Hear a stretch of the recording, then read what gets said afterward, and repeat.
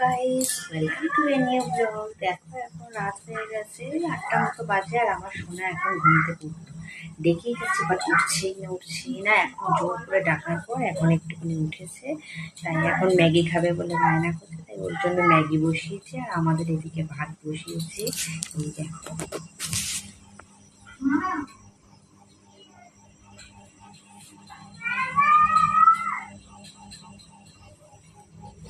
এই দেখো এদিকে ডালটা ধুয়ে রেখেছি, এবার ডাল বসাবো।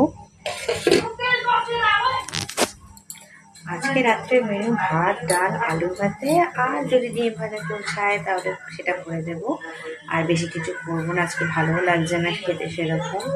তোমাদের বাড়িতে কার কি রান্না হচ্ছে অবশ্যই জানিও খেয়েছি। দেখো ঘরে এখনো কিছুই গুছাতে পারিনি, আমার সোনা ঘুমাচ্ছিল বলে কিছুই করতে পারিনি। এই ওকে এখন রান্নাটা করে এখন ঘরদোরগুলো গোছাবো। আর এই দেখো আমার সোনা দাঁড়িয়ে আছে। এই যে তুমি এতক্ষণ ঘুমাচ্ছিলে কেন? এতক্ষণ কেউ ঘুমায়?